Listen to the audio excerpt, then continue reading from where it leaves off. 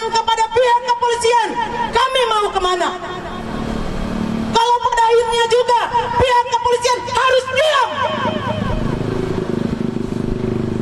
Padahal saya pikir secara pribadi juga kita tahu Tanimbar ini sudah hancur. Hancur karena proyek-proyek mangkrak, proyek-proyek fiktif, hak-hak masyarakat yang belum terbayarkan sama sekali.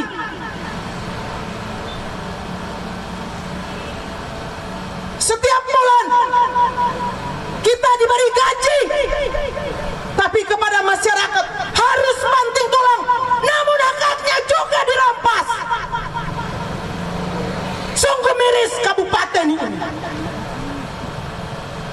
Dan selama laporan-laporan proyek-proyek mangkrak yang kita laporkan ini toh juga harus mati. Kenapa kami harus bawa peti mati ini sebagai lambang bahwa hukum di Tanimbar sudah mati? Dan untuk itu kami datang mengucapkan turut berduka cita atas meninggalnya hukum di Tanimbar.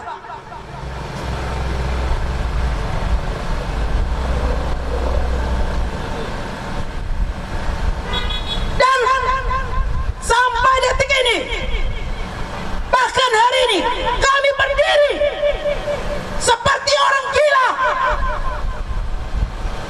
yang terus berteriak-teriak meminta segera tetapkan tersangka 9,3 M proyek fiktif itik dan babi.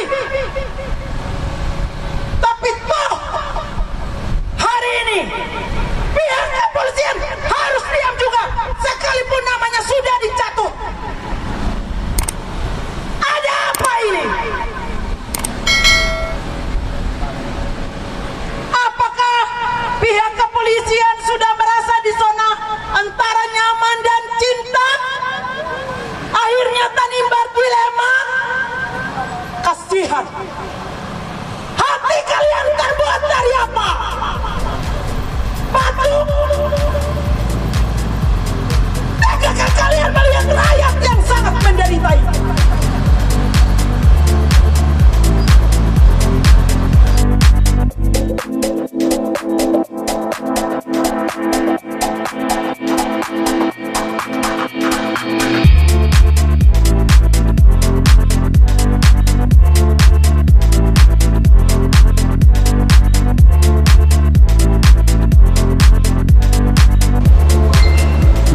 Laporan yang akan kami serahkan kepada pihak kejaksaan ini, kami berharap dari pihak kejaksaan bisa menanggapinya secara serius, sehingga kami dari mewakili masyarakat mungkin kami tidak akan resah dan masih bertanya-tanya, masih menunggu apa lagi, sehingga kami akan secara terus-menerus akan bertanya di sini. Terkait dengan penanganan perkara tindak pidana korupsi, sehingga kami selaku aparat penegak hukum tidak melakukan penegakan hukum dengan melanggar hukum. Itu yang harus kita garis bawahi dan kita sepakati bersama. Teman-teman, saya sampaikan terkait audit BPK dulu ya. Jadi audit yang dilakukan oleh auditor itu oleh BPK, BPKP, Inspektorat pada prinsipnya itu ada terdiri dari macam-macam. Terkait dengan yang 9,3 M yang teman-teman sampaikan, ini audit rutin. Ya. Nah, terkait dengan hasil BPK tadi, hasil pemeriksaan BPK tadi, ini masih masuk ranah hukum administrasi negara. Masih dalam ranah hukum administrasi negara. Kenapa? Karena terhadap audit BPK ini, kalau kita baca undang-undang BPK, bahwa terhadap hasil pemeriksaan BPK ini masih ada dimungkinkan tindakan administratif. Ya, tindakan administratif. Apa tindakan administratif itu? Kalau memang dia merupakan satu kegiatan yang dinilai sebagai kelebihan pembayaran atau salah pembayaran atau segala macam, itu masih bisa ditindaklanjuti dengan tindakan administratif. apakah itu merupakan pengembalian karena dia salah bayar, apakah dia pengembalian karena dia kelebihan pembayaran. Ini masih, kalau kita perhatikan undang-undang BPK itu dia masih ada upaya administratif ke sana. Dengan satu catatan di dalam undang-undang BPK itu, apabila auditor dalam hal ini BPK berpendapat bahwa di dalam temuannya terdapat indikasi tindak pidana, maka mereka yang akan menyerahkan kepada kita. Ya, jadi di dalam satu audit, apabila BPK itu atau auditor berpendapat bahwa ada unsur tindak pidananya, maka mereka yang akan menyerahkan kepada kita. Tapi sekali lagi catatan yang harus kita garis bawahi, bahwa hasil audit rutin itu tidak bisa dijadikan dasar untuk melakukan penyelidikan atau penyidikan, karena ini ranahnya masih ranah administratif, ya, ranah administratif. Sehingga bukan berarti ketika dikatakan oleh hukum administratif ada penyimpangan, katakanlah kalau kita, meskipun sebetulnya bukan merupakan penyimpangan dalam arti tidak pidana ya, kalau ada indikasi adanya penyimpangan 9,3 M tadi, ya 9,3 M tadi, maka penyimpangan ini masih dalam ranah administratif. Jadi kita tidak bisa serta-merta kemudian kita lakukan pemeriksaan, nggak bisa.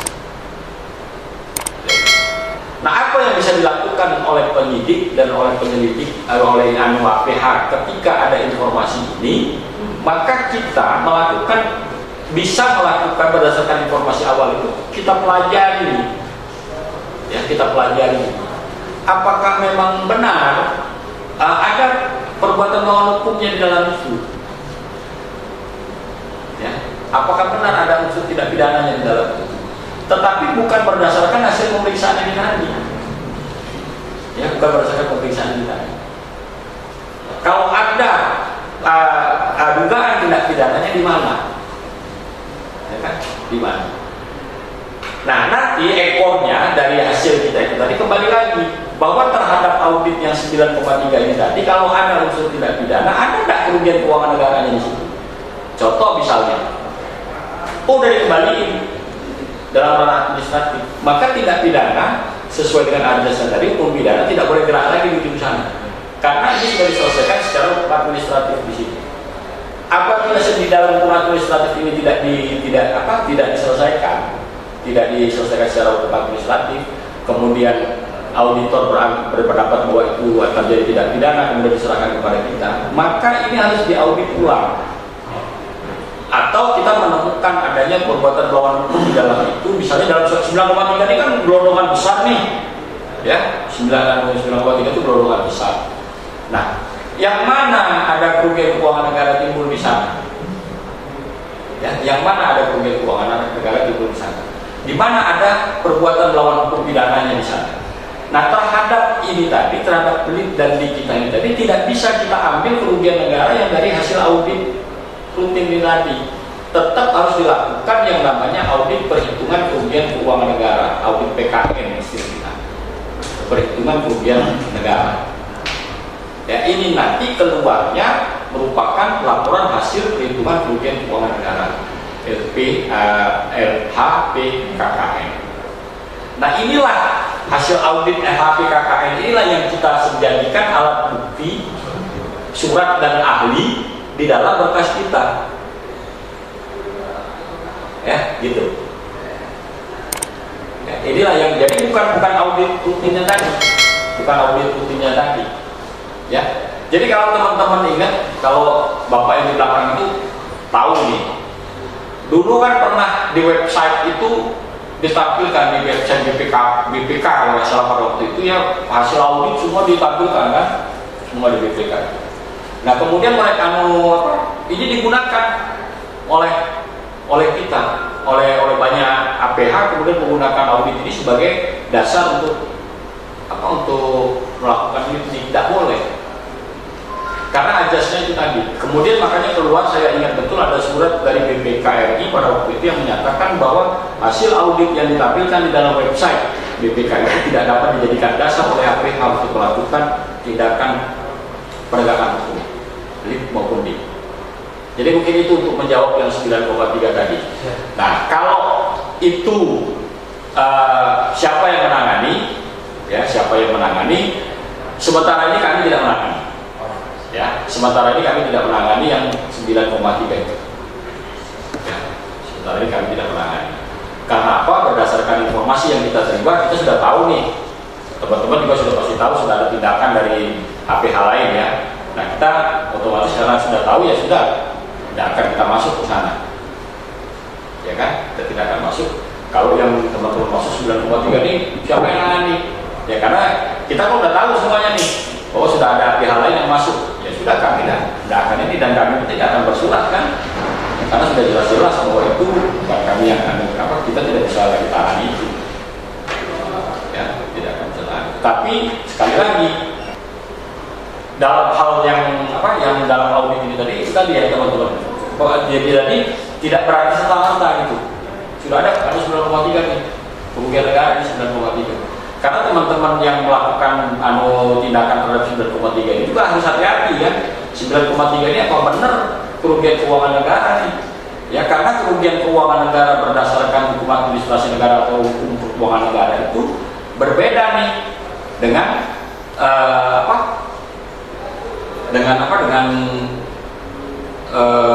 pengertian kerugian keuangan negara kalau kita bicara tindak pidana korupsi nih. Kemudian ternyata restitusi yang saya terima itu lebih itu, ya ada kelebihan perhitungan sehingga saya mendapatkan restitusi pajak yang berlebih.